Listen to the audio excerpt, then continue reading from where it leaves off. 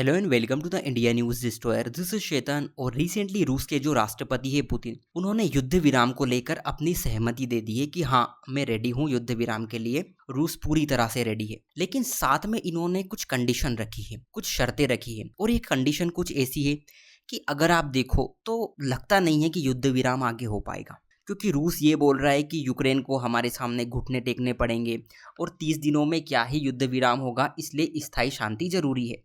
वैसे अमेरिका का प्रतिनिधिमंडल रूस के साथ लगातार संपर्क में है, बात कर रहा है। और थोड़े दिन पहले भी यूक्रेन के साथ अमेरिका की मीटिंग हुई थी। ये मीटिंग 8 घंटे तक चली थी। इसमें अमेरिका के राष्ट्रीय सुरक्षा सलाहकार और विदेश मंत्री, तो अगर यूक्रेन की बात करें तो यूक्रेन की तरफ से उनके विदेश मंत्री, रक्षा मंत्री और चीफ ऑफ स्टाफ शामिल थे। यूक्रेन के प्रेसिडेंट व्लादिमीर जेलेंस्की भी सऊदी अरब गए थे, लेकिन उन्होंने इस मीटिंग में हिस्सा नहीं लिया था। शायद इसलिए कि कुछ दिन पहले अमेरिका के उपराष्ट्रपति के साथ इनका झगड़ा हो गया था। वैसे इस मीटिंग के बाद यूक्रेन युद्ध विराम के लिए सहमत हो गया था। और ये युद्ध विराम सिर्फ जमीन के लिए नहीं था, बल्कि इसमें हवाई और समुद्र क्षेत्र भी शामिल है। मतलब अगर युद्ध विराम हो गया तो दोनों देश एक दूसरे के ऊपर ना तो मिसाइल से हमला कर पाएंगे, ना ड्रोन से हमला कर पाएंगे, और ना ही पानी के ऊपर से किसी तरह का हमला। इसके अलावा डोनाल्ड ट्रंप जब से अमेरिका के राष्ट्रपति बने हैं, उनके ऊपर अच्छा खासा प्रेशर है रशिया यूक्रेन वॉर को रुकवाने का।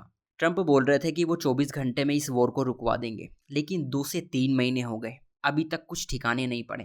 पहले यूक्रेन के राष्ट्रपति जेलेंस्की रेडी नहीं थे, फिर ट्रंप इनको बुलाते हैं, जेलेंस्की की मुंह पर बेइज्जती करते हैं, अमेरिका यूक्रेन का दाना पानी बंद करता है, मिलिट्री इंटेलिजेंस शेयर करने से मना कर देता है, और फिर तब जाकर कहीं यूक्रेन युद्ध विराम के लिए राजी हो पाया। अब रशिया की बारी। पूरे यूरोप और अमेरिका का प्रेशर पुतिन के ऊपर काले बादलों की तरह मंडरा रहा है। अमेरिका ने तो गुस्से में ये तक बोल दिया कि अगर पुतिन युद्ध विराम के लिए राजी नहीं होते, अगर युद्ध विराम को नहीं मानते, तो हम आर्थिक प्रतिबंध लगाकर रूस को पूरी तरह बर्बाद कर देंगे।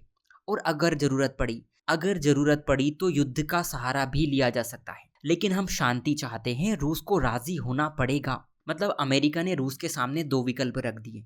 पहला तो ये कि आप बात मान लो, शांति से बैठ के बात करते हैं, और अगर ये भी नहीं हुआ तो हम आर्थिक प्रतिबंध लगा देंगे, और अगर ये भी नहीं हुआ तो हम युद्ध का सहारा भी ले सकते हैं।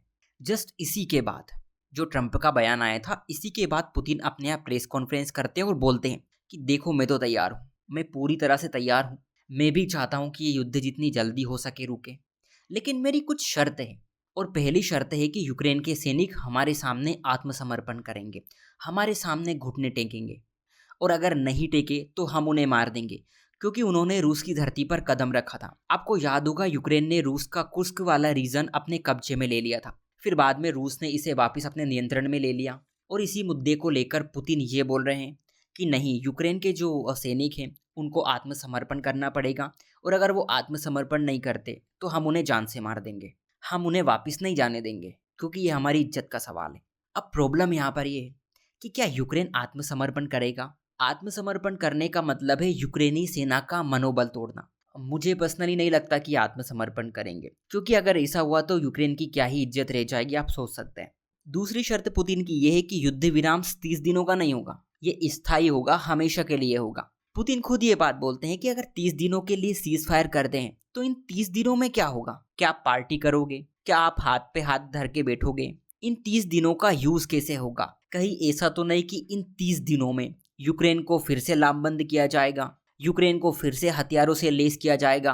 देखिए, रूस के इस पॉइंट में दम है, ये पॉइंट उठाना जायज है, क्योंकि इजराइल हमास में सीज फायर की डील हुई थी, तब नेतान्याहू ने भी यही बात बोली थी। तो इस बात की क्या गारंटी है कि हमास फिर से युद्ध की तैयारी में नहीं लग जाएगा? क्योंकि थोड़ा सा गैप होता है ना, तो आपके पास समय होता है रिसोर्सेज जुटाने का। अगर आपको समय मिलता है तो आप मिसाइल खरीद सकते हो, आपके पास पैसों की सप्लाई आ जाती है, आपके पास हथियारों की सप्लाई आ जाती है। तो जब भी युद्ध होता है ना, तो युद्ध के टाइम जब भी थोड़ा सा गैप मिलता है तो सैनिकों को आराम मिल जाता है और वो फिर से लड़ने के लिए तैयार हो जाते हैं, आप ऐसा कह सकते हैं। और यही बात पुतिन यहाँ पर बोल रहे हैं। चलो ठीक है, ये नहीं भी हुआ तो आप इस सीज फायर को कंट्रोल कैसे करोगे? कौन डिसाइड करेगा कि 2000 किलोमीटर की सीमा पर किसने सीज फायर तोड़ी है? इसकी निगरानी कौन करेगा? मान लीजिए यूक्रेन ने गोली चला दी, नाम रूस का ले लिया, तो आप इस सीज फायर के वोलेशन को कैसे रोकोगे? कौन इनकी निगरानी करेगा? सवाल तो जायज है ना। अब सीज फायर के ऊपर 2 पक्ष हमें सीधे सीधे दिखाई देता है। एक यूक्रेन का, जो बोल रहा है कि पहले 30 दिनों का छोटा सा युद्ध विराम करवा लीजिए, उसके बाद लॉन्ग टर्म डील पर जाएंगे। दूसरी ओर रूस ये बोल रहा है कि नहीं, युद्ध विराम सिर्फ लॉन्ग टर्म का ही होगा, 30 दिनों में हम इंटरेस्टेड नहीं है। अब जैसे ही रूस की ये बातें बाहर आई, जेलेंस्की भड़क गए कि ये क्या नाटक है भाई, हम तो तैयार हो चुके हैं, रूस को क्या दिक्कत है, और पुतिन इतनी शर्त क्यों रख रहे हैं, इतनी शर्तों से क्या युद्ध विराम संभव हो पाएगा, ये तो बिल्कुल पॉसिबल नहीं है।